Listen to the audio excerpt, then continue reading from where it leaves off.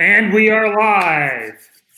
Back once again with the Beef and Barnzy show, but we have upgraded this thing pretty significantly today. This is part of Hall of Fame week, and we have brought one of the best to ever play the game. He is the youngest player to win a title at 18 years old, a 4-time high average award winner, 2-time player of the year. He has 40 PBA titles and over $3 million, $3.5 million in earnings. The world-renowned, everyone's favorite, Norm Duke. Hello, Chris. Hello, Stu. How's it going, Norm? It's going very well, man. I'm in Florida. We're off. 72 every day. It's wonderful. Yeah, I can imagine. We're actually having a few decent days in Texas right now. It's pretty much 3 days on, 3 days off. So we have 3 days of sun and everything's perfect. And then it rains for 3 days, and I wonder why I don't live in Arizona still. Yeah, no doubt. I got to tell you, Norm, this is probably the most nervous I've been to do any kind of broadcast thing since the first time I did live TV. I've been doing research, looking at clips. Yeah, even Linda was like, "What's going on? Who's on today?" Norm, I go, "Oh, okay." I hope she was helping you do the research. Chris isn't used to being the middle guy with titles in this group. Usually when we have someone on, Chris is the big cheese. So right now he's just going to get used to being knocked down a notch. So it happens a lot. Arms around, so you know. Yeah, there's only one guy right now who can walk in a room and can say to Norm, "I've got more than you." So. Well, yeah, that could walk in the room, but yeah, exactly. Yeah, hey guys, y'all know, people trump us every week. So, Earl used to say you're only as good as your last performance or your last game or whatever. So if you do the math, we're stuck in the bottom looking up most weeks. So shoot. Yeah, there's no carryover pins with those titles. Right, there's no. You should, in tennis, you at least get your seed is affected a little bit, No. Bowling, you're tied for the lead every week you start, but you're also tied for last. Yeah, you have 40 titles in the Hall of Fame and 8,000 records, and you look to your right, and you're still paired up with Cody Shoemaker. And you go, hey.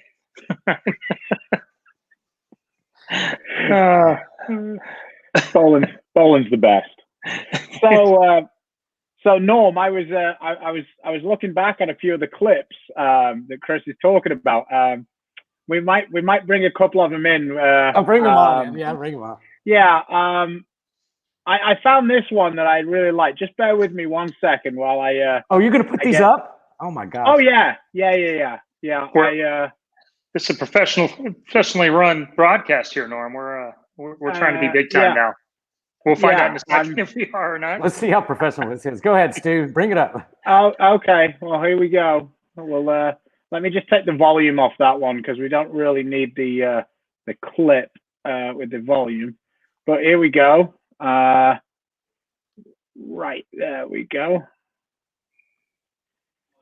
So we've got the 1993 USBC Masters. I'm quite impressed by this clip because obviously you're winning, so it was a good one for us to pick. And but, I got a hot girl sitting behind me for like the first time ever. I do, but here's one of the reasons why I picked this one. One of my roommates here. Oh yeah, hot. So was this your first major, Norm? The 93 Masters? It would have been, yes. 93 was first major, but really not because they awarded it a major after the fact. There were there were about 5 or 6 of us. Sorry, no. There were about 5 or 6 of us that had won a Masters that did not count as a major. And then the PBA went retroactive at a certain point about 10 years ago. I think Doug Kent got a title. I got a title. Albie got one more that, he probably forgotten about. And Earl was, I think, one more in there. But so I won that one as not as a major. If it had been a major, I'd have choked, I'm sure of it. Yeah, sure. Again, I'm sure it made the 22-year-old Patrick Allen feel so much more relaxed, knowing it was a major. He was very young then, I tell you what. Yeah, it was very interesting for me going through, and it brings me to one of my questions. I actually went through and I watched a few of the clips and stuff, and it seems like almost your whole career you've hooked it the same amount. It's just that used to be a lot when you first started, and now it means you don't hook it at all now. So, in your career, what do you think that you've been able to do that maybe some of the other guys haven't been able to do to, go across the decades of different equipment and lane patterns and such? Well, yeah, I think the first thing is you got to stay nimble and you've got to evaluate your performance honestly. And so often people will say to me how great their spare game is, and you just watch them flag 3 single pins in a round, So I was a little more honest than that. So I would throw resources at the deficiencies. And early on, my biggest deficiency was the fact that I could not create power into the pins, and I couldn't create enough room to cross pairs and keep momentum going. So I realized real early that I had to build a game that I could circle the lane. The problem is it took me about 6 or 7 years to figure out how to do it. And so I wasted a lot of time trying, but once I figured it out, because I'd spent that long trying, then everything fell together and I started hooking the ball and winning tournaments. Yeah, I mean, I do find it amazing when I look at the different clips and I can see how you've changed different things about it. Chris is a little less nimble with the screen share in there. Yeah, you need to share a tab, Chris. You're sharing the whole screen right now. Yeah, right. There we go. Here we go. We've got the beard that looks like you just rubbed your face on a cat. Yeah. Oh, hey, that was a work in progress, that beard. That was as full as it gets, too. Well, there you go. There's a Norm can curve it here. Yeah, wheeling it. The part we don't see is the part right before that, though. This is one of the best matches. I remember this match. I was at the Lilac in Rochester watching this match. And Goebel has the front 9. You have strike spare in all of them to the 9th here, and you balk. Yeah. How much of that was gamesmanship and how much of that was real? Right. People ask me all the time, did you do that on purpose? I'm not good enough to do that on purpose. Shoot, no. That was, I was actually very nervous. I didn't get off to a good start. And right at the end, I said, bail because you need them all. So I bailed. I held on, and then it pulled me across the line. Well, at that point, I knew, man, there's the last thing I could do is get oil on my shoes. So I tried it anyway and then got stuck. And so I had to come back and regroup. Then, because it took two tries to get my shoes right, everybody thought, he is icing him. And they gave me so much more credit for something that I'm not capable of figuring out. And then put the big wheel on him. Yeah, that's pretty good after 2 misses. But, hey, Goebel just stepped right up there like it was nothing and just said, hey, I want $200,000. And he got very, very close. Yeah, it's actually really good. This is you pure all of these in the 10th. This is pretty good stuff there. Yeah, I think that over the whole career, this is the time of my life that I think I had the most ability to dominate if that was something that you could do.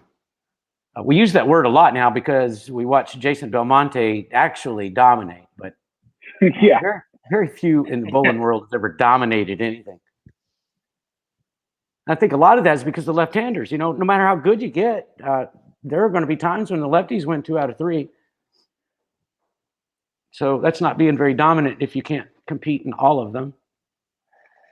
No, it's also it's a little more difficult. I actually almost think that's the most amazing thing about Jason right now is it seems like if you're at the top of your game, it's a lot easier to dominate when it's 42 games every week because there's a lot less you don't have to hit the accelerator straight away every time. And, your ability can, have a little bit more time to develop. But that's the thing. Even with these really short formats, Jason's still coming out on top in a lot of those as well as the majors. That's the thing that I find most amazing. Yeah, if you look at his average the last 3 games of every round, guarantee it's 25 pins better than his first 3 games, maybe even 40 pins better. He dominates the field so much the last 3 games that it doesn't even matter out of the gate whether he's, even around, because when you add that 165, he's going to get those last 3 games minimum. Well, then he's got an excellent round every single time he goes to play. And that's what I enjoyed when I started hooking the ball a lot and I could out-hook people. I just said, wait till game 3, 4, 5, and it's going to get good. And it usually did. He is enjoying that advantage in spades, though, much more than I ever did, much more than I think you or Chris even have enjoyed in the past. And both of you know exactly what I'm talking about when you feel like you can stand left of everybody and throw it anywhere. Yeah, Thursday night in league. There you go. And that's generally the time I feel like that. And then you have 10 every time, right? Oh, yeah. Everybody's drunk. I'm sober, and I can hook it more than them. I really put it on them then. But yeah, so if you're, I understand that you're probably not necessarily going to want to share too much of this information, but what would you say to bowlers who want to come out on the tour, or even some of the guys who are out there now? What would you give as the most important attributes to making a great player? Like things that if they do this differently, they have no chance. Like what would be the things that you really focus on when you look at guys? Well, the first thing I do is I say, you got to be grounded in something. And so if you look at all the top, let's say 30, 40 players throughout all the years, everyone had a great spare game. They just didn't say they did. They did have a great spare game. And that it will ground you. That'll get your average to where at the end of the year, you're going to get in the top 10, top 12, just simply because you've got so many games out there. So I would say spend more time at your spares than you do your strikes, because we can even carry a Brooklyn on a bad shot. You cannot carry a Brooklyn on a 4-pin spare. You either miss it or you make it. The next thing I would do is I'd say, look, you've got to have an offering for all the conditions. And I'm not saying find an offering for cheetah at night or no, for every condition that comes out at all times. Find an offering. And what I mean by that is if you're going to go straight, find a straight game that can actually win, not just a straight game that you're going straight. A lot of people throw the ball straight and they're not going anywhere. They may as well be hooking it. So know what it is to have an advantage going straight. Know what it is to have an advantage hooking it. And if you don't know that you have the advantage, you need to wait just a little longer before you go out there and have it handed to you. You're going to know one way or the other who's got the advantage. Is it going to be on your money or is it going to be on theirs? And that very wise words. That about wraps it all up, doesn't it? Yeah, we're all done here. That was great. You're good at the spare game, and you've got an offering from all different parts of the lane. Then you're going to do all right, and you'll advance into some sort of success. Now, Norm's talking about spares here, but the thing he also has is that he's also got a couple of the records, of all-time PBA records. He has a 6-game record from back in Peoria in 1994, 1635, 272 average. That's not bad. Nice to know they weren't always, they weren't tough every week in the 90s like people like us to believe. No, that was in the same clip that we just saw. That was probably the day or two before that. Yeah, the 18-game block. He also set the record that week at 46.96 with an average of just almost 261. So, that's not bad crossing pairs. And yeah, funny. Hey, in the same week, I got the highest losing game ever recorded on television. So, there you go, 280. That was a week about records, but no title. Goebel got to go home with the trophy. That son of a gun.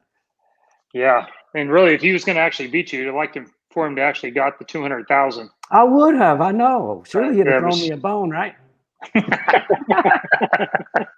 Brian Goebel, by the way, is one of the most frugal people that has ever walked the earth. He makes Tiger Woods look like the Queen of Sheba. And so,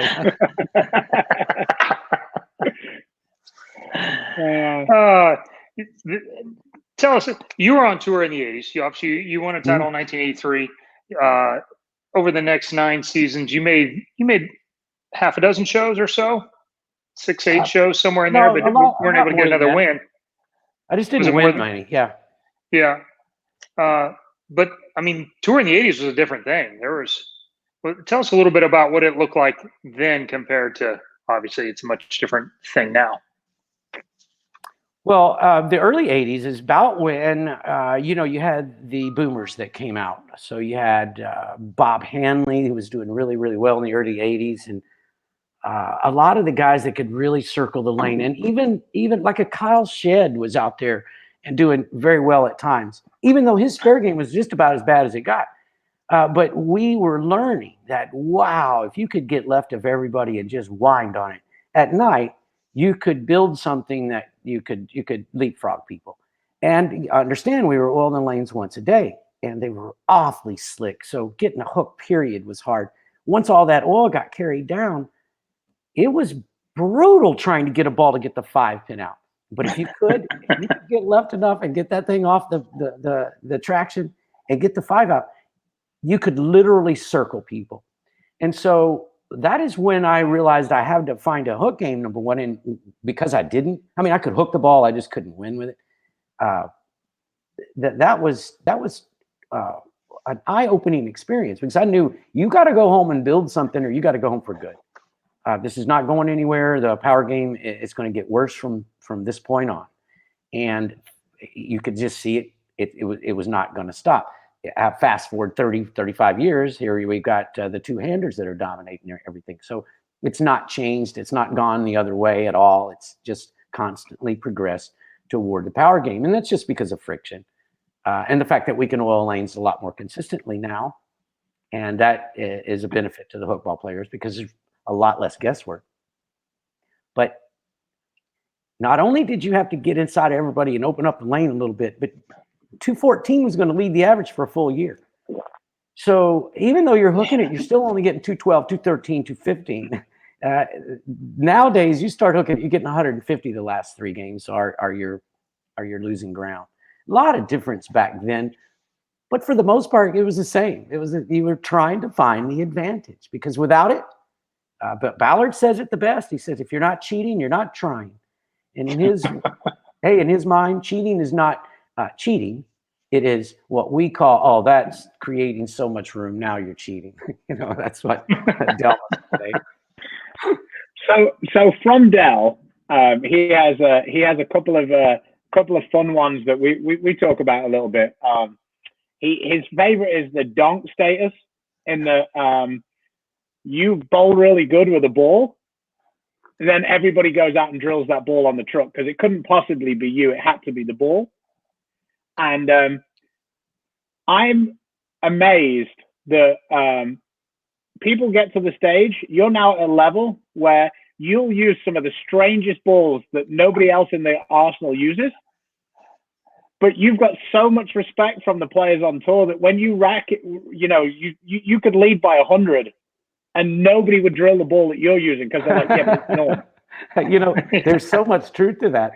Chris, y'all both have the same kind of thing. Is when y'all get it going with the bowling ball, it's not so much that everybody's going to go out and drill it. But hey, I'll tell you what, if a guy like Darren Tang, who so far is winless, if he comes out and leads a tournament by 100 or 200 after day 1 or day 2, you can guarantee you there's going to be a couple dozen out there in line.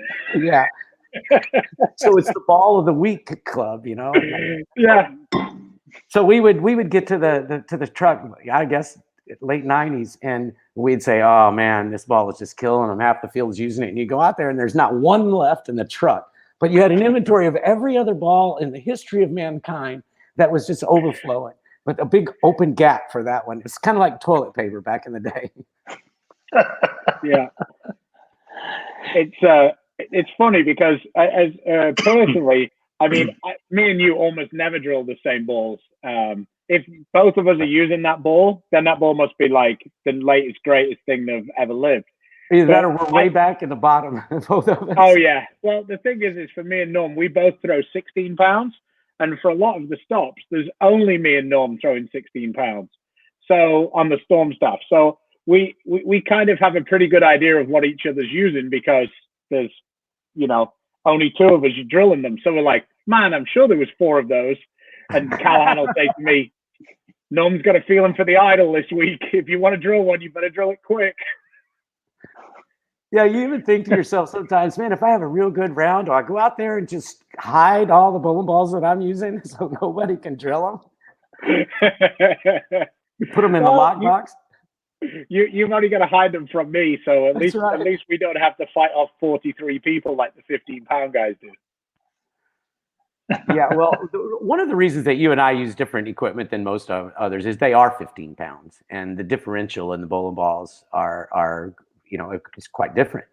So if somebody's got a 15-pound bowling ball, let's say it's a Crux Prime over here, mine's likely not going to do exactly what theirs is anyway. So what we try to do is build something that we can create that shape or that look or that margin of error that they have with something else. And there's so many balls out there. It's not that hard. You just got to guess right and get on it.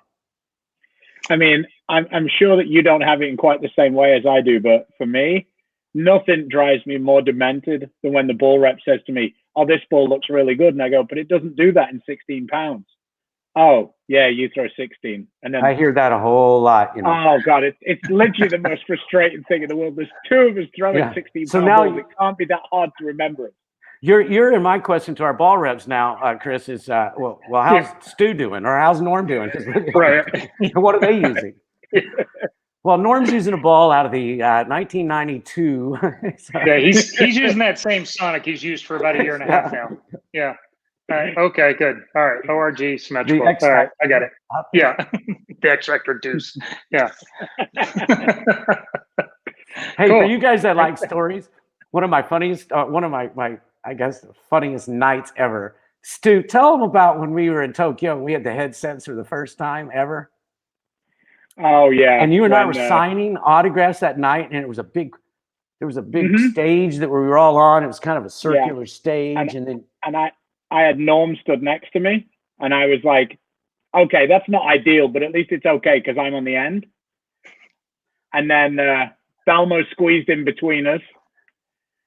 And then I was still like, well, I'm on the end, so it's okay. And then Parker Bone came in and joined us, and he stood on the end. So there was 3 really long lines, and then there was 1 line with nobody in. This was before Stewie had really gotten it going. So, oh please, it'd be like that now too. Well, maybe because of Belmo, but I'll tell you what. So somebody gets into Stewie's line, and we've all got these. For the first time, we can actually hear what other people are saying, and it was for translation purposes that all of us have the headsets. And then I hear Stewie go, "I got one! I got one!" And he looks down at somebody and he says, "Hey, I'm going to milk this, so you just be patient." Meanwhile, Belmonte in my line was a good 20 deep. You see, the fans could get in any line they wanted and wait on a pro, or they could go right up to Stewie and say, "Here," and they could get it, no waiting. When he got one, it was adorable. Yeah, I mean, it was funny because people would finish with you or Jason, and then they'd have because they always have those little square boards, don't they? Right. And they'd go like this, and they'd go, and then they just walk and stand just keep walking. Because there's only so much space on the board, and they're like, "Do I really want this guy's autograph? That's precious real estate." That's real estate on that card. That's right. Yeah, next. So they just left. So yeah, I think in the end I just gave Parker my pen because his was running out, and it didn't seem like I was going to need my pen. And when we put those things on for the first time earlier in that day, I know I was on one of the end pairs, and I was reaching behind myself trying to tuck my pack in so I can hear, and I hear Fagan. He's the first person. Now we can hear everybody if they want to talk. We can hear. Fagan comes up and goes, "Norm, you have to cover those ears. I'm getting feedback from Venus." That was the first thing that came out of anybody's mouth in that day, and I thought, "Oh, it's on now." Here we go. Yeah. Tommy Jones was that was the happiest day of his entire life when he found out that he could talk to everybody else.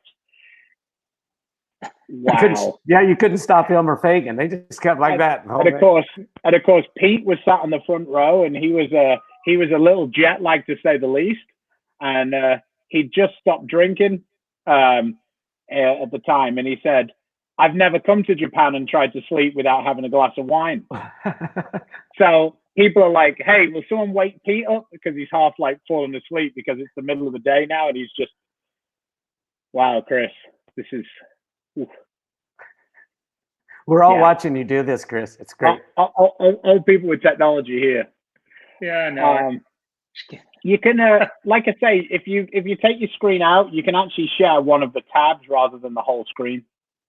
So anyway, Norm, earlier on you were talking about the gamesmanship and how, that couldn't possibly have been you. People just read too much into it. Yeah. So, I was talking about this to Chris, and I'll set you up with what you've done to me one time, and It was pretty funny. So we were playing. It was I think it was my second year on tour, and the reason why I remember it is because A, it was really funny, and B, we were bowling the tournament in Fountain Valley on Cheetah, and Dell and Jim had a bet over whether I'd win or you'd win, because it was the round robin and we were flipping ends, and they were betting for lunch. And I said, "Oh, it's early on. I'm going to take Norm." And Dell was winding me up, going, "I'll tell him that. Don't you worry, I'll tell him that." So you'd come down, and I think you'd lost the first game, and the guy had Brooklyn against you or whatever.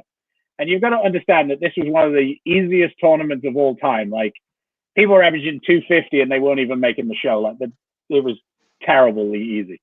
So I had the front four, and I stuck. And you got to understand, I wasn't really that good at the time. And she was gone. And I had put 5 pins in the right gutter, the old runaway Brooklyn. Yeah. And I walk back, and Norm looks at me, and he gives me the, "You piece of shit," like. And he walks up to the ball return, and he's there, and then he just shakes his head. And we're in Fountain. We were on the first pair they were using. And the next minute, I look up, and Norm's walking through the curtain into the paddock in his red shirt. And I go to Callahan, "What's going on?" Callahan just looks at me and goes, "I don't know."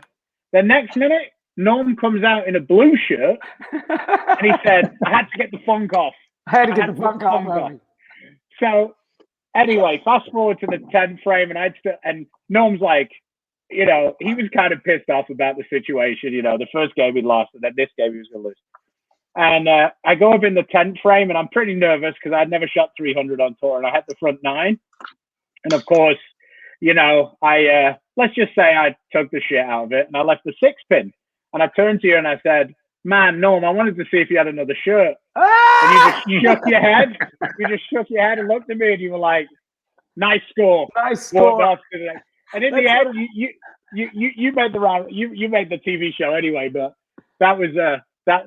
So the reason I was telling this story is there anything that you've ever done in a match that afterwards you're like, "Man, I might have taken that a little far"? Oh, man. Thousands. I mean, I'm really disappointed if you say yes. Thousands of times you say, "Oh my God." And that was one of them. When I said nice score to you, I was crispy fried. I was so. I thought it was great. It didn't upset me. I was like, so red in the face that I said, "I got to get out of this red shirt. People can't see me." So I did. I went and changed shirts. Sometimes I'd go in and put another shoe on. Anything to get what I call get the funk off me. And you see me do this all the time. I'm like, "Get off me, man." And so I now dabble with that. I'll brush it off, and then I'll look and try to find, where did the monkey go? Got the monkey off my back. Where'd it go? And you'll see some poor fella get up there and leave a solid 7-9. You go, "All right, there it is, right there. Here's the monkey." And then exercise the demons. Belmo yet? No, nobody's gotten the monkey on to Belmo yet. No. Well, maybe they did, but only for TV shows, and that lasted all of about 4 tournaments. That monkey before he figured it out. No. What's the most over the line thing you've ever done psychologically, either action match or on tour? Okay, on action match, Del Ballard and I are bowling at Jupiter, and no one on earth is going to beat Del Ballard at Jupiter, and I knew it, but I knew that was where the money was. If you could beat Del there, you could bring a couple $1,000s in, and that was your risk, but you could make 10, 12, 14 easy. So I said, well, the money odds are right if you can find a way to beat him. So I went in there, and about 2 sets are in the books, and I can't carry a 10 pin. Now, the lanes are always walled on the gutter. You're going to hit the pocket the whole time, but you got to get the 10 out, and I couldn't do it. So after a little bit of frustration, I decided to get a chair, and I pulled a chair, and I put it up on the approach, and I sat down in the chair on the first row of dots. And I'm going to sit there in my mind, and I'm going to figure this out. But then once I sat there, I realized there's at least 20 people on each side in the back that are gambling. And now they're starting to, what's he doing? That dog, what's it doing, man? He's sitting on the approach. So I thought, all right, well, let's stretch this out a little bit. So you can ask Dale. He'll say he sat in that chair for 10.5 minutes. He will say that. I'm guessing that I was in that chair for at least 5 minutes. I never said a word to anybody. I pulled the chair back off, and I must have got a 40-bagger at him. He said, whatever you did in that chair, I got to know. I got to get my own chair. That was over the top. But, you know, as it turned out, it's a story we talk about all the time. And the people in the back, they absolutely loved it. They had time to go get a beer, maybe double up. It was awesome. Yeah, it's fun because I used to room with PA, and people used to ask him all the time about his match with Schlegel when they were screaming at each other. People love it. Like when they see those things and they see like a little bit of tension between the two players. I mean, that's the thing I live for. I mean, I love bowling against Tommy Jones. I might be the only person on the planet who, you know, when it gets pulled out and it's like Tommy Jones comes out, I'm like, oh, me. I'll play him. Because I just like, there's just some guys. It's like when I play against Timmy, we can be fine and we can be good. And like, you know, I really like Timmy. We get on really well. But once we start bowling, and it's never personal. Oh no, it's never. Or personal. It is very personal for that hour and a half we bowl. And then as soon as that's done, that's done. But some of the guys who it affects them the most, it's like the end of the world that you did that to them. Like, how could you possibly have done that? Well, the fact that you're this upset means I'm definitely going to do it next time. Right. You can't let them see that it affected you. Otherwise, you can just absolutely pencil it in from now on. Yeah.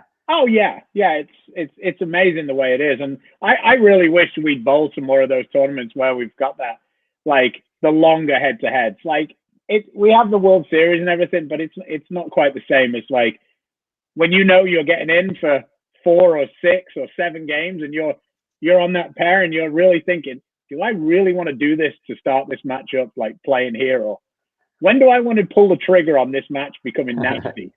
Like that's much more fun. I really love that. I think that, you know, I don't want to do it every week, but a couple of times a year, I think it'd be awesome if we had one of those best of 7 matches. Oh yeah. And you know, Chris, to answer your question, I've been accused of using tape in order to slow matches down. I can honestly say I have never done it one time in my entire life on purpose. Now then, I've done it to a great deal of success accidentally. so much that I have to apologize afterwards. But sometimes I get to working on that tape and I'm nervous and I start shaking and I can't get it in there right. And what about the times you did it in the wrong ball? Oh yeah, I'd take the wrong ball up occasionally. And what I do is I'd tape up the ball I'm about to change to, and then I'd call that ball off right before I'd pick it up. And then people would go, well, you just taped up the other ball. That means you did it on purpose. I know, but I changed my mind. Sometimes I would think, you know, I need a ball change here. So I'm gonna fix this ball. The thumb's gonna be better. Surely it will. And then you never can get the thumb to fit. You go, all right, I ain't got time for that anymore. And then it looks bad. Yeah. I don't know that it looks bad. We always knew you were a great action guy. When I came out on tour, I'd been bowling in those high rollers, and that's kind of what that whole environment is. So I came out. I'd been around a lot of it, but you were at a little different level, and you were much more subtle about it, about how you went about it. And I do think at times you had such a high stature of being such a great match play player that sometimes I don't think you were doing anything, and I went, is he effing with me? He's doing it. I said, I'm not sure if I'm smart enough to get what he's trying to do. That's usually what they did. Yeah.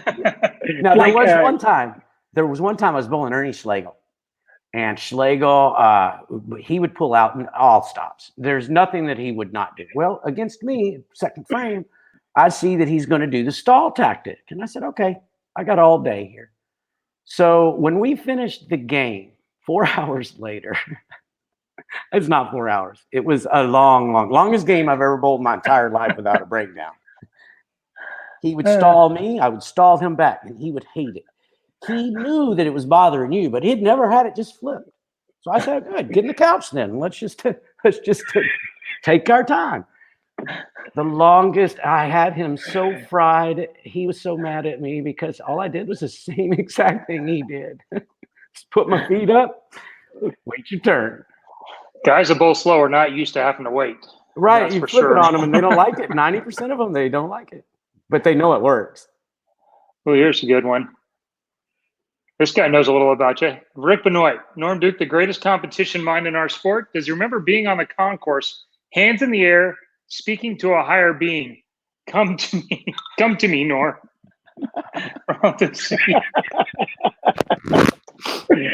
I can see myself saying exactly that. And if Rick Benoit get the demons off. Yeah, if Rick Benoit was near me, I had to get him to laugh. I just had to.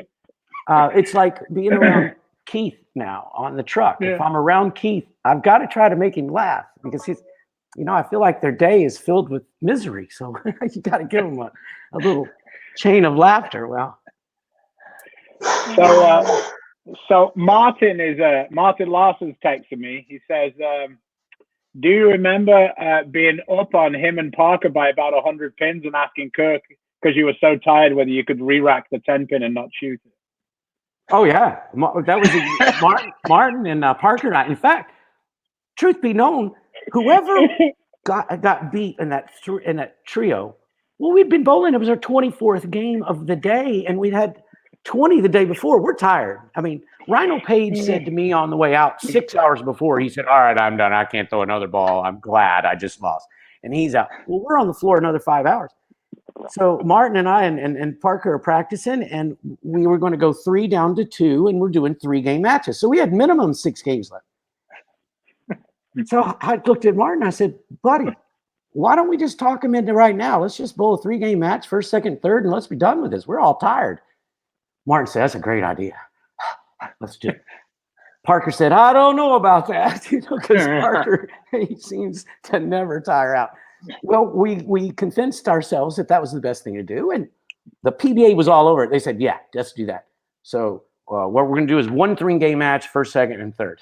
So after game 2 or 3, I don't remember what it was, I said, do I have to shoot that, or can I just re-rack it and take the 9 out? It was only a pin, and we were tired. We were really tired. He's right. I did. I asked him. He said, shoot the pin, Norm. Got the tournament director down. Can I press the button? Kirk strolls down. Are you serious, Norm? Yeah, I'm serious. I was never been so tired in all my life. Have you guys ever gotten that flagrantly tired in an event where you just... It doesn't get that tiring when you don't make the first cut. Good point. I think the one year when we bowled the PBA National and then the Players Championship back-to-back in Toledo and then Akron. And it was 56 and 64 games. And we made both of them. I think you and I both. I think we bowled on the show in Toledo, and then in Akron, you probably made the show again. I didn't. Brian Smith made the show. And I remember being so as close to gassed as you can be from just actually bowling. So. Yeah, I was that way twice this year, 2 times on the last day. It was a little rough when we bowled TOC Players and then went to the US Open. When I got to the US Open, and it didn't really go that well for me, and the prize fund wasn't quite as high as it had been the previous 3 weeks. I'm not going to say I quit, but I'm not going to say my heart was completely in it. It was that was a little rough. It was tired. Even you were tired even getting upset with yourself. You'd miss a single pin, and usually you'd be like, God, and then you were just like, oh, that's all right. Yeah, I can have a couple of days to sleep before I have to get back in the car and drive 9 hours back to where we came from. Well, those are the two events that, and they are both this year. I have never felt that fatigue in my lifetime, and it was all day on the last day. It wasn't like you just get there in the evening. I got there Friday morning on both cases, and I just said, man, I can't walk straight line to the 10 pin. It was just, I was wobbly, so physically exhausted. Both of you can trust me that it will happen to you both later on. Just letting you know there things happen that you never knew that was going to happen. It looks like Chris is attempt. Are you trying to line up another video, Chris? I'm trying. Not doing very well, but I'm trying. Okay. Oh, I remember this one. This is the squelch at the end. Yeah. With Walter. I'm glad you turned the audio off there, because that was like the worst squelch ever. Well, you know, we can change that. Don't do it. Maybe you can't. It's probably for the best. Yes. And anybody can look it up. 2003, Norm's 300 against Walter. So, like when I talk about to Chris about this quite often, like that was a match with you and Walter on the show together. Uh-huh. You and Walter don't really make the show together that often, being as how most people would characterize you guys as playing the lanes similarly. Like, I feel like you play a similar area of the lane, but you do it so completely differently that it's unlikely for it to work for both of you. Right. Well, Walter Ray was playing fourth arrow during that show, and I was on the gutter with two different balls. So, you know, that was a shark pattern, by the way. Yeah. Well, I don't remember what pattern it was, but I do know that we didn't play them the same. I know that with 2 shots to go, he moved out just to see what I was enjoying, and I'm sure he knew he made the wrong decision. But Walter and I have played many times on television, but not near as many as you would think. And even worse is Weber and I. I think we have 4 matches or 5 total in our entire career. So who have you bowled? Who would you say you've, like, from memory, bowled the most on TV, do you think? Would be either Mika or Ryan Schaefer. A lot of times against Ryan Schaefer, at least 6 or 8. Yeah. So I'm double as much against Ryan Schaefer than I'm against Walter Ray Williams. So people kind of forget how many shows Schaefer made at that. Schaefer could make TV shows now. He made a ton of TV shows. Ton of major TV shows. Yeah. He liked them when they were dirty. He bowled good. So who was your guy? Like, everybody's got one guy who, like, for some unknown reason, like, you just own that guy. Like, and it doesn't necessarily like for me, in the States, Tommy's my guy. Like, I always seem to be able to get one over on him, but like on the Weber Cup, like, Tommy beats me like a drum. And it was almost a strange feeling when I came back to the Weber Cup, and I'm like, oh, I'm playing Tommy, great. And then, like, I had 270 running, but it was a lower 270, and he struck out. And I'm like, that's not what's supposed to happen. He always misses. Like, he always lets me win. Why did he not let me win? How could he get it off his hand? So who's your guy, Norm? Well, I had 2 of them. Mika Koivuniemi, one of Chris Barnes' longtime roommates. Bless his heart, Mika should have at least a 50-50 record against me, but once I careered it and made a bucket when I shouldn't have, and once he missed a 10 pin when he should have made it.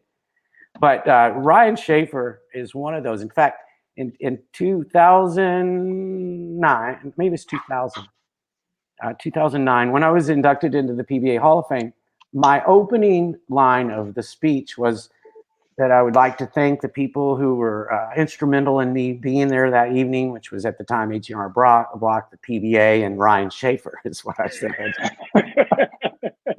So I had called him earlier, and everybody thought that Ryan and I were not friends at all, and that we were just vehemently enemies. So I called him up and said, hey, Ryan, this is what I want to do. And he goes, oh, Norm, that's great. I think that's the greatest thing on earth. So I said that over, and the whole field just kind of dropped. Not in laughter. They're like, did he just say that? Well, no wonder those guys don't get along. Oh, that's great. But Ryan never beat me at the title match, and neither did Mika, and both of them should have, of course. Fun story. Me and Dom were, that was our first ever US Open. We sat on the TV to watch when you spared the bucket. Oh my gosh. People ask me all the time, how do you spare a bucket to win the doggone US Open? I Change ball. You choke to leave it is how you do it. You got a mark, you leave a bucket. That's one of the stone cold, hardest, underrated shots to win of all time. And do you know that the ball that went down the lane had never gone down the lane in competition at all, not even a shot. So I had drilled this ball, and the one I was using on my first ball, if I shot any spare with it, I would chop it. It just had this built-in mechanism that would pull left. I'd chop everything. Well, any ball that I had around there, I would shoot spares with. So I looked down, and there was only 2 on the rack, and it was the new one that I had drilled, and I hadn't thrown it down there yet. And I said on television, I said, well, I drilled you for a reason. And I picked it up and spared them all with the ball. And I thought, man, what a great call in the truck the night before when you spare a ball that goes 4 for 4 on pins and wins the Grand Slam. Man. Me and Dom on the flight back were like, he's a psychopath. He threw a ball he'd never thrown in his life at a spare that he needed to win the US Open. The guy's a psychopath. Can you imagine? No. And it wasn't like I had an interchangeable thumb either, It was like, I just throw that one. Thing didn't even fit. Y'all know it takes me 2 weeks to get a ball to fit. That thing was 1 day old. Wow. Yeah, but now you've joined the real world. You've joined the interchangeable thumb world. Yeah, and I've tripped a 2-pin forward. I don't have to shoot the bucket anymore. What's the craziest off the lane story you have? Oh man, there are so very many. I've heard a few. I don't remember them to tell you. There's one in Ohio that I know you've told me at one point, but that was a long time ago. What was it pertaining to? Well, you spent overnight. You spent overnight off site, I believe. But which Ohio story? Well, I got a lot of Ohio stories. If you got a hold of Cappy Petrie, I guarantee you he could tell you 1,000 Ohio stories that you can't be that unlucky. You can't do it. And oh God, I love him to death. I stayed at his house for about 20 years during all those tournaments. So we have so many off the bowling lanes stories. But, God, all the things that you do, good and bad, throughout your life. I've learned this. I was always so very embarrassed to say, boy, I can't believe I was capable of that, or that I did this, or I did that. Man, you get to my age and you look back on it and you go, I'm glad I did all that stuff. First of all, I learned from it, or I didn't, and I'm still learning. Secondly, do I really want to be, good all of the time? I'd be bored to tears. So I like a little versatility and some character, Somebody here is asking for a Brian Voss story in Tokyo. There you go. See, Brian Voss, he gave me a character in my life. Yeah, I was about to bring Voss into the conversation. He has one of his favorite stories. Voss is talking about when you, Voss, and him partied with Hasselhoff.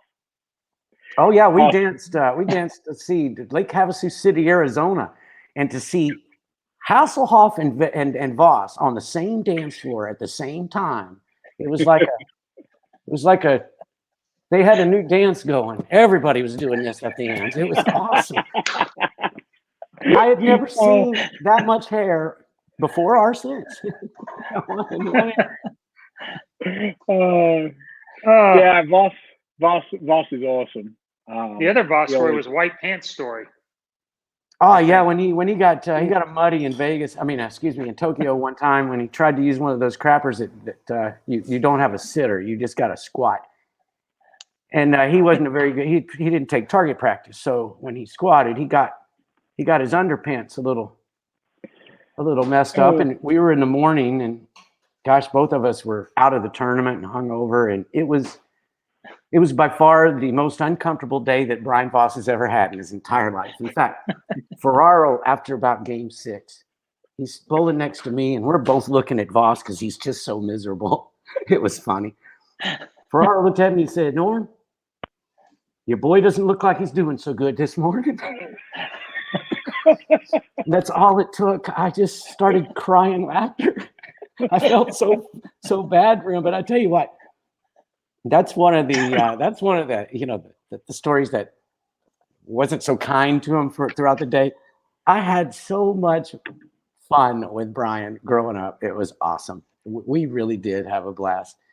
It's years that I would never change. And man, Voss was one of those guys though that let's say somebody came in and they didn't wear their pants right, or they didn't button up their pockets, or they had their belt and it was off. Well, we would go get Brian. We'd say, Brian, you might want to talk to somebody. So Brian would go over there and he'd put his arm around him and he'd say, some of the guys have been looking, and we just think that you should tie that belt up or button that. He was our policeman for the dress code thing. And to listen, the way he got his point across, it worked every time. Somebody else could have went over and said the exact same thing, and they'd have set up yours. You need to go find another place to hang out. Voss, he could pull it off, and everybody, he'd leave and they'd go, "Thanks, Brian. We appreciate it. Thanks, man." Yeah, it's amazing. It's all in the delivery. It was the delivery. He had it. He had the way. And I got 2 or 3 of those speeches. Got that one time. He says, "Norm, you need to start shopping at the men's store instead of the Garanimal store." He said, "No more matching giraffes."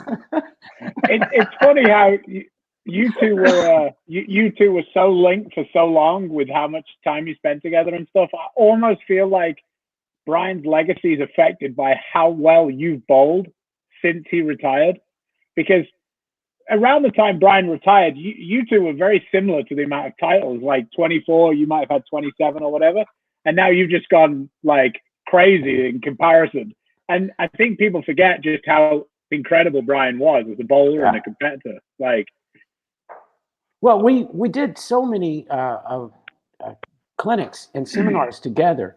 That in the early years, it would go, we'd introduce him at 24, whatever titles he'd have, and he'd say, well, Norm with 18 titles, I mean, he's trying. Well, 5 or 6 years later, he'd go, man, God just leapfrogged me like nothing. He's already to 30. Man. I got his attention, yeah. Out of those 40 titles, we have one of the questions coming through the feed here. What's your favorite title? Oh my God, there's so many of the favorites. The most memorable, of course, is that spare to make the bucket for the Grand Slam. I'll never forget that day, that moment. It is so memorable. But some of them, like the one against Simonelli, when we didn't even have all of it televised, it was like a televising the whole week. Oh, yeah. And I was down by 42, and Mike J comes in and says, sorry. Mike J comes on the loudspeaker and says, Norm Duke, down by 42.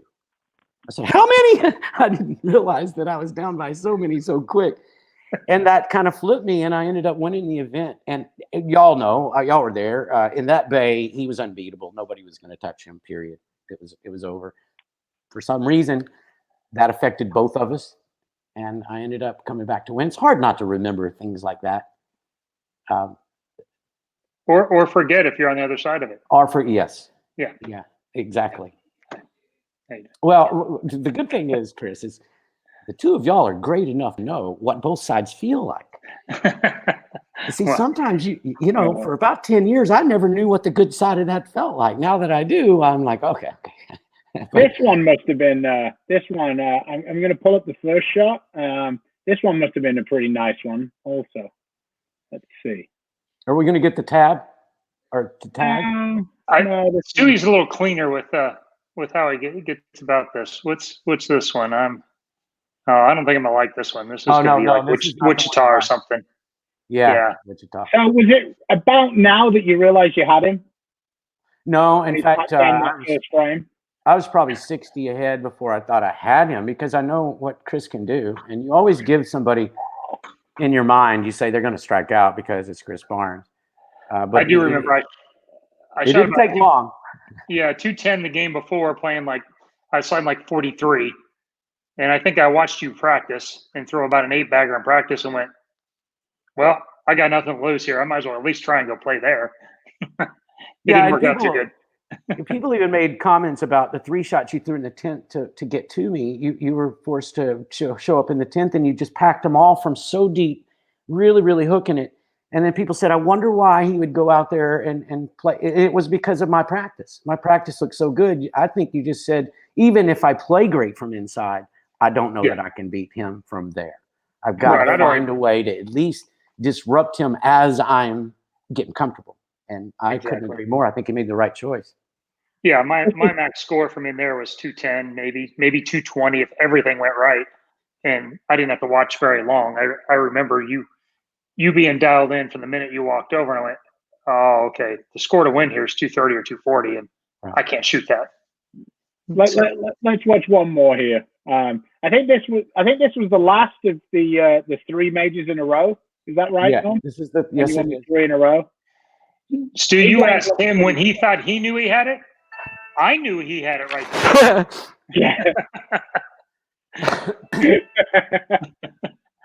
There was a couple of other television matches against Chris, though. I know that one of them was in Portland, Oregon, where I guarantee you I thought I had the advantage. I just knew.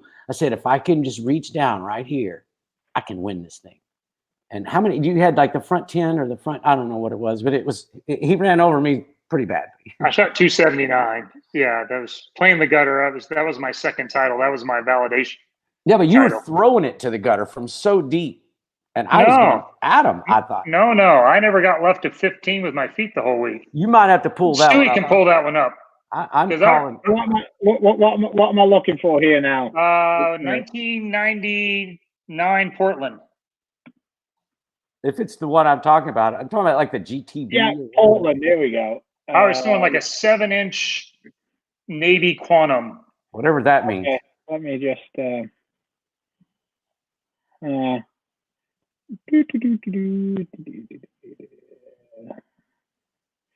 just let me make sure this is rocking and rolling. But just so you fans know, there's neither one of the 3 of us have it on the other one when we go out there right now. It's going to be a match. It's just the way it is.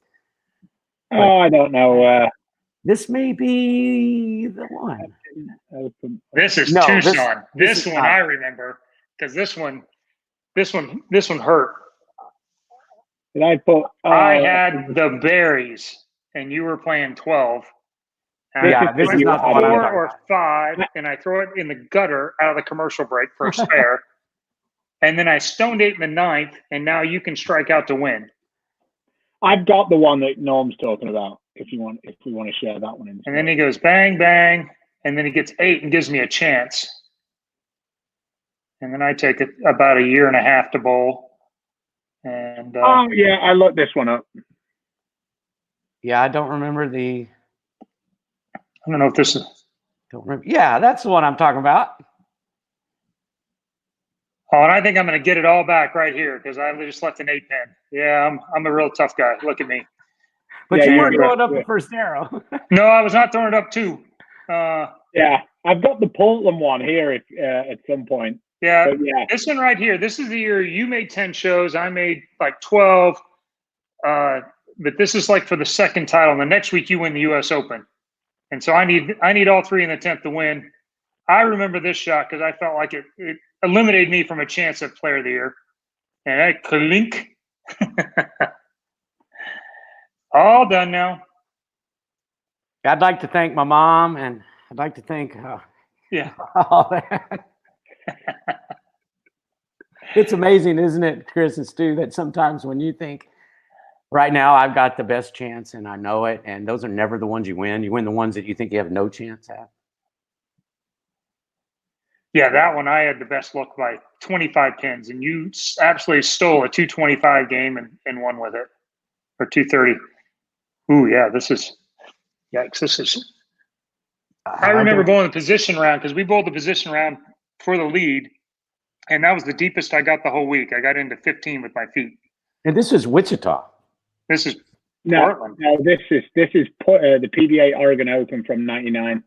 I don't remember it. Plenty in time on that one. I don't think I ever owned a pair of white slacks, so I don't even remember this thing. Wow, scores were Hey, it's high a good thing when you make television. Sometimes you don't remember the telecast. That means you made a few.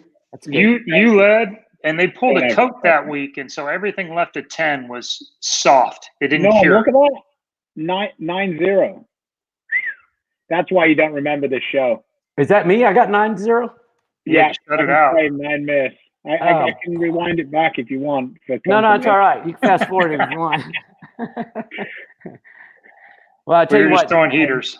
What it does is display the tremendous amount of talent that Chris has. I mean, we just saw him throw one to the gutter from 7th arrow. Now he goes right up the lane. You know, that's why the Hall of Fame is in existence, so that we can remember athletes like you guys. Honestly. No, you're setting the bar for all of us. You can't butter us up. I was about to say, you two have a conversation with yourselves. It's embarrassing when you keep mentioning me. I do have one. I've got one shot. I'm just trying to find it for you, Norm. It was by far my favorite shot that I found. Let's see. Here we go. You're playing against Mats Carlson. Oh, I remember this 5-7. Either that or he left it. I don't remember, but this was in St. Louis, 84. Yeah, close. 86, I think it was. All right. I think you're bowling Pete. Pete Weber wins, and he beats me by a stick. But then he bowled Dennis Jakes for the title. I wasn't the title match. No, it was a semifinal in that. Yeah, the match. Yeah. Something about a 5-7 here. No, you need a 19 in the 10th. It isn't so much the shot; it's what you do afterwards that really. Because this is 34 years ago. That's my mom. Yeah, she's way younger then than I am now. So this is the way you close out a match.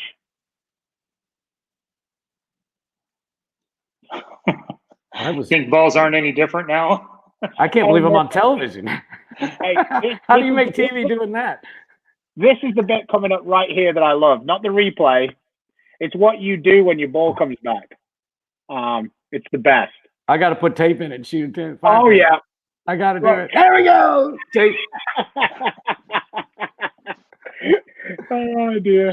Anyway, you obviously made the spare and you shut him out, but I just saw it and I saw you leave the 5-pin, and as I was trying to get I saw you then putting tape in. I'm like, oh, this is too good not to add to our not to add to our thing. Well, you got to make it like it wasn't your fault. Yeah, the approach. Something was wrong, and my thumb hole was obviously a little big. I needed another piece of tape in there because I was, All right, Norm, we've been at it for an hour, and as much as I think everybody would like for you to stay on here forever, we probably do need to wrap it up. Well, we'll do it again. We'll do it again sometime. Thanks, man. I appreciate being on your podcast, first of all, and second of all, thanks for what you're doing for the world of bowling. Everybody out here, including me, we're bored to tears. Well, you're not off the hook yet here. I'm not off the hook? Nope. We got 12. We got 12 shots here. All right, 12 shots that you get to do. So we'll put you up on the main screen here, and the kind of rapid fire, just the first thing that comes to mind. But your favorite band or musician? Dennis DeYoung with Styx. There you go. Favorite holiday? Christmas.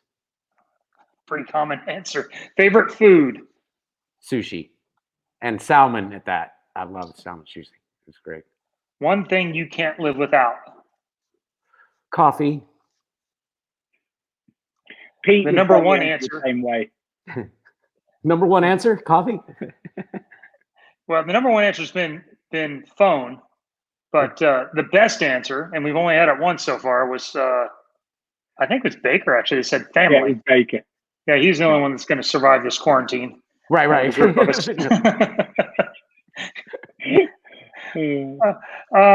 Let's see. Biggest pet peeve. Pet peeve. Lines. I hate lines. I mean, you're wasting your life away in some line. Come on. Favorite cartoon? Oh gosh, the cartoon would have to be the Flintstones or Jetsons. Jetsons. The Jetsons. There you go. Yeah, I like that, man. Especially in traffic, you get to go up there and. What's your best accent or impersonation? I kind of probably impersonate John Weber better than anybody else, only because I don't do impersonations. But when you hear his voice that long, well, Norman, I'm going to tell you what's going to happen now. Y'all going to have to finish on the opposite line, and you might have to both of them start off with rewrites. That's it. Hey, for any of you that know John Weber, that's pretty solid. Your own most annoying habit? Tape. And I'm speaking for the whole world now, too. I think you get a lot of agreement there. God, that's why him and Wes all doubles. Yeah, because Wes doesn't mind. Wes is like, go ahead, Norm, I needed a break. Wes walks around with that like tire-sized roll of tape, shakes his head, pulls the knife out. Do you remember we were in the paddock area about 3 years ago in Oklahoma and Tulsa when we were, I guess in Shawnee, when I said y'all better not mess with my big man now. Don't want to get him mad. And Barnes looks over at me, Stu, and he goes, "I'm pretty sure you got the sharpest teeth on that team, Norm." Wes is so big. You just know. Be careful around that guy. You don't even want him to make a mistake and just kind of swing around and kind of accidentally not hit you. But Chris is like, yeah, he's the easy one on that team. Yeah, we were all afraid of you. Most spontaneous thing you've ever done? Bungee jumped off the highest bungee in North America because at the time Carol Eddy said, "Well, we want you to open up the show because you're the player of the year, and we kind of want to open it up with you. But you got to find something to do that's interesting." Well, I didn't know what to do. I'm like, "What do you mean I got to find something to do interesting? What do y'all do for a living?" You know. So I don't know if my wife came up with it or somebody. She said, "How about bungee jumping?" I said, "All right, that's good." I didn't know what. I thought you just jumped. No. I'm jumping in between the Queen Mary and the Long Beach Sound, right over the water. I can see Vegas from that point up there. I was so high. I'm in California. And I did it. And guys, I was going to be really cool about it. I said, "Yeah, you got to go head first. You got to swan dive. You got to make this look pretty. You're on TV." And I get just to the tipping point, and I start flapping, and the guy gets the close-up of my face, and I'm all crinkled. I'm like dying, you know. About the dumbest thing I've ever done, but it's Carol. We've talked about your favorite shot or maybe some of your most memorable shots, and you have a ton of them. Is there one shot in your career you'd like to have back? Absolutely. I think we all do. Second shot in the 10th against Mike Edwards, believe it or not, in the Masters, I believe is 95. No way Albie's going to beat me if I beat Mike. No way. In which star, right? Yes. 1989. I watched it this morning. You made a move, though. That lane, I had a lead. That lane tricked you. Oh, my God. I'd struck so much. I knew Mike Albie was not going to get to me. The advantage was on the right side, not the left. And I needed like a 9 or 8, something like that. I just got through striking to basically win it, and then I got 5 to lose. It hooked and went through the face. Yeah, that was. I mean, you guys crushed it. That was the first time I'd ever seen you. I was a freshman at Wichita State. You shot 857 that week. You guys set a bunch of records, did the whole thing, and then the show wasn't. They were okay, but they were a little dirty on the show. They were a little bit, but still, I should have been able to win that. Let's see. We got a couple more. Best and worst purchase you've ever made.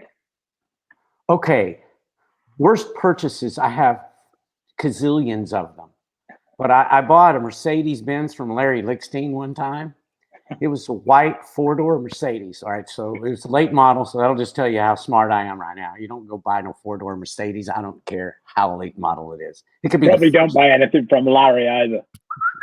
Yeah, that one cost me $5,000 over time, and I gave the vehicle away after spending all the money to get it here in Florida from Oklahoma. So how much money I had tied up in that Mercedes, I don't know. I got $0 out of it, except I did get a deduction. Yeah. Then I bought a boat.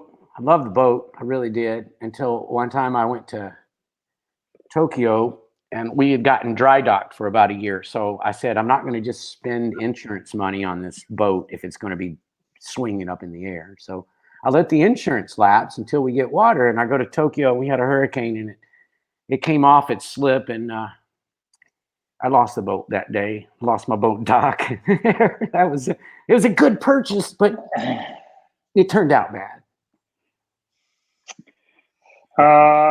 Let's see. Your celebrity crush. Celebrity crush. Wow, I'm 56 years old. I've had thousands of them. Celebrity. I mean, most celebrities are hot. I can just say that. So they do a good job with the screening of those people. I don't know. It's definitely not the Kardashians. That's just not my way there. No. All right, we'll finish up with the silliest thing someone has ever said or done to you or for you. I'm 56. That's a lot of doggone criteria. I'm trying to. The silliest thing anybody's ever said or done. God, I need 10. I need at least 10 minutes on this.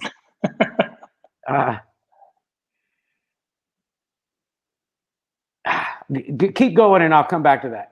Well, that's actually what we were going to finish up on, but I figured you have enough pro-am stories. You might not want to out anybody, but yeah, the number of things that get said in a pro-am, and you're a nice guy. Gosh, so I forget about all of them. And as soon as I remember it, I go, oh, let me tell you about this. Let me tell you about that. But until I remember, I'm like, I don't know. That's what.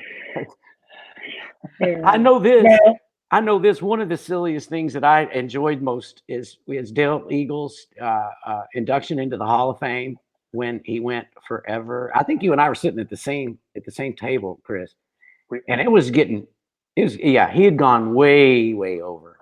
And then he says, well, then we get to 1973. That's when everybody in the place went, what? Especially as we were just getting through the 80s, and then he went back a decade. Yeah, then he went backwards. Yeah, and then his son went up there and put his arm around him at the podium and said, all right, Dad, I think we're done here. Then when your son has to come and get you off the stage, that was a good one there. I will never forget his son for doing that. Made all of our day, by the way. That one, and when Tommy Baker was given his, and then Chuck Pisano woke up, and Tom paused for a minute, and Chuck thought he was done, and so he basically just closed him off. He closed him off, and then Tom came back later on and said, "No, I want to finish. This is my night. I get to finish." Remember that when other people had already spoken, Tom came back up to finish. Nobody will ever forget Chris Peters. Chris Peters is the guy for the Hall of Fame speeches, though. Walked up, thanks a lot. Walked back down. Yeah. Everybody in the place cheered. We all cheered for that, yeah. We didn't want to hear it. We just did not want to hear it. And he knew it. And he was more than happy to just say, thanks. Yeah. Well, on behalf of Stu Williams, and I want to thank you, Norm, for coming on here. You're in the top 3 of titles of all time. You're on the very short list of greatest bowlers in the history of our game. I've proved it over decades, over generations, over technological advances and eras. It's been awfully impressive to watch. I liked it better on TV than I did from that seat right behind the approach. But it's been fantastic watching, and the things you've done here in the last couple of years. Again, when some of your contemporaries and the other guys that you started with have their performances declined, and yours just seems to keep improving year over year. It's awfully impressive. Thank you very much. I appreciate it, guys. I bowl with y'all every day. I respect and I love the heck out of both of your games. And I guess with that, I'll say I hope we can get out there as soon as possible. Everybody stay safe. Let's just don't put too much risk with this thing. Let's get it over with so we can get back to what we do for a living. I agree. So Yeah, on behalf of all our sponsors, Norm sponsor Storm. We have Roto Grip, 900 Global. We have Vice, Turbo, 3G, Coolwood, Logo Infusion. Probably a few more than I'm forgetting, but just about everybody who makes anything in bowling. Canal's Thumb Inserts. We'd like to thank. There we go. He bowls at the center I'm at. Does he really? Yeah, John's still around. Tell him I said hello. Love that guy.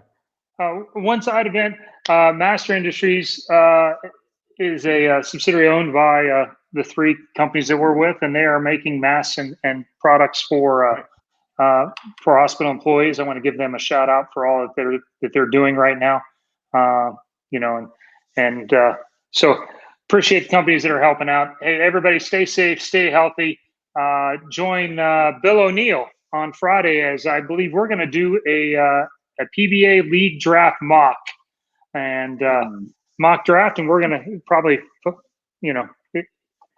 no bones will be broken, but maybe a few feelings. So I'm coming to watch that. We'll see how that one goes. Thanks for showing up. We'll see you Friday, 3:00 Central. And that's all for us here at the Beef and Barnzy Show with superstar and legend, Norm Duke. Thank you, guys. Thanks, Norm.